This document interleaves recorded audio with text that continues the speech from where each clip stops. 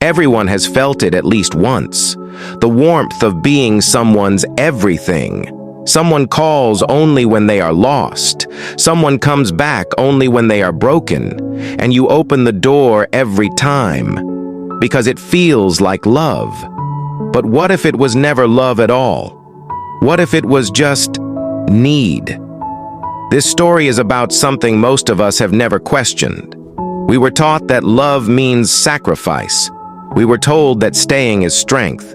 But sometimes, the most important thing a person can learn is the difference between being loved and being used, gently, quietly, and often by someone who truly believes they love you. Let me tell you about a woman named Mara. Mara lived in a small village between two hills. A road curved through it, just enough that you could never see what was coming, until it was already in front of you. She was not rich, she was not famous, but everyone in the village knew her name, because everyone needed her. If a neighbor's roof was leaking, Mara brought tools without being asked. If someone's child was sick, Mara took care of the others.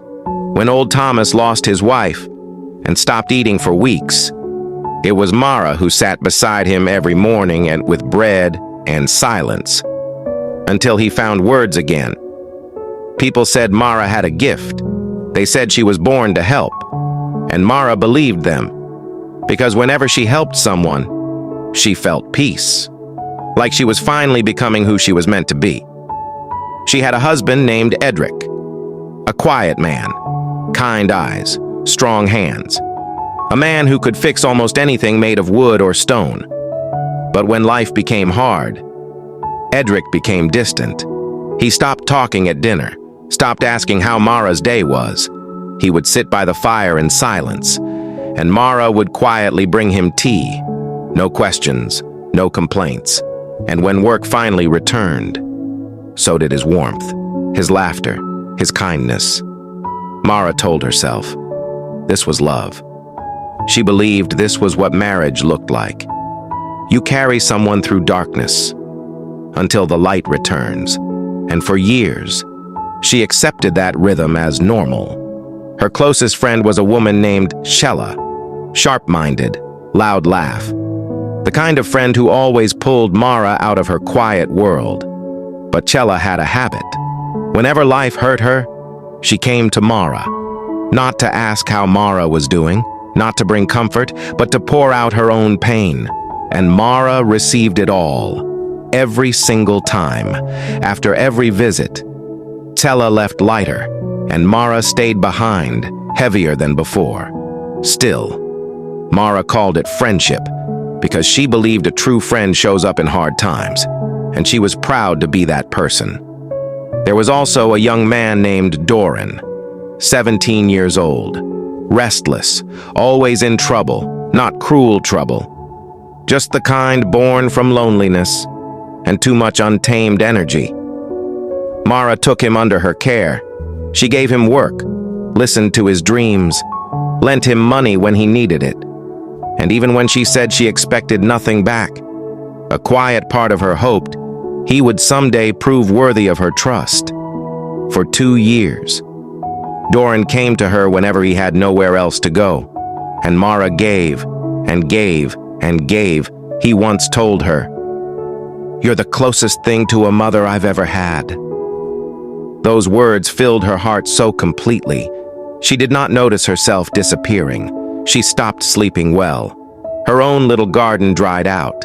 The one thing she planted only for herself was left untended. Then, one autumn, everything changed. Mara fell ill, not seriously, but enough that she stayed in bed for 2 weeks, and for the first time, she could help no one. She waited for people to come. Edric tried to care for the house, but after a few days, he began reminding her how exhausting it all was, not cruelly, just enough to make it clear that giving was supposed to be her role, not his. Shella visited once.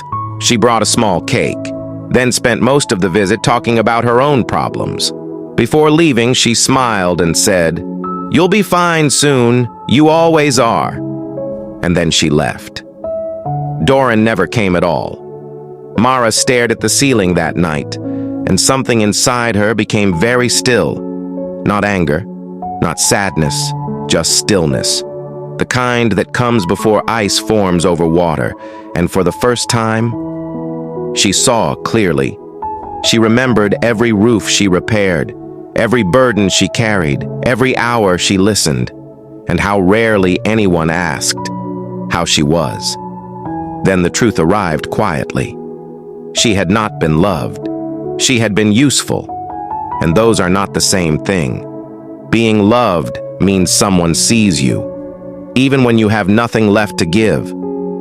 Being useful means someone only sees what you can do for them. And the painful truth is this: if you spend your life filling every empty space for everyone else, they never learn how to stand on their own. And slowly, without realizing it, you disappear. On the 14th day, Mara walked into her neglected garden.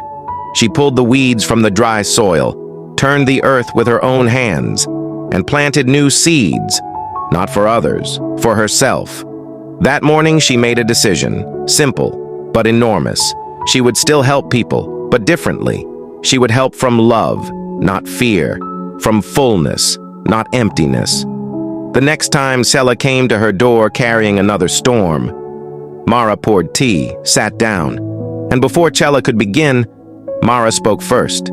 She shared her own pain, quietly, honestly, without drama.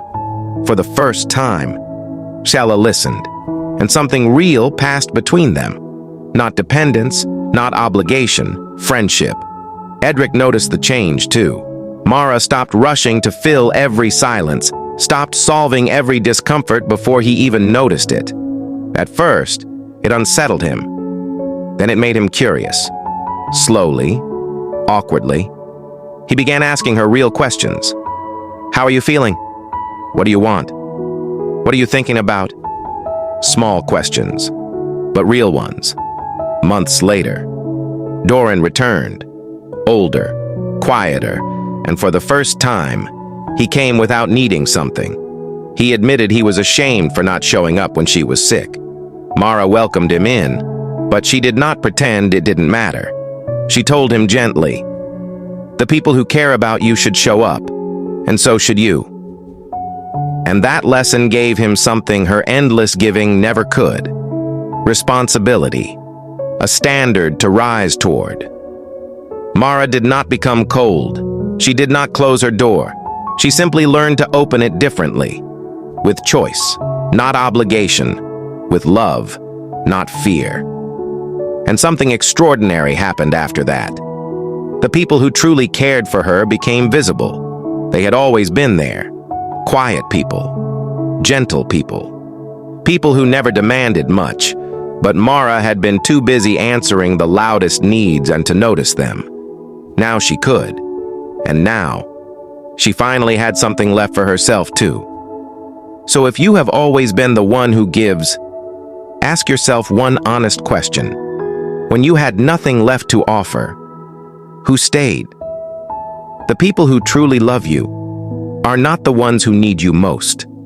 They are the ones who want you, even when you can do nothing for them.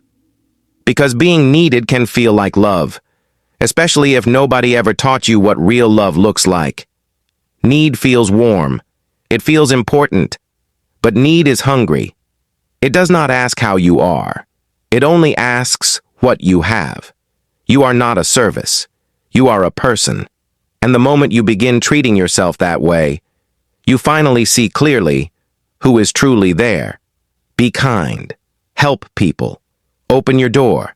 But do it from a place that still belongs to you.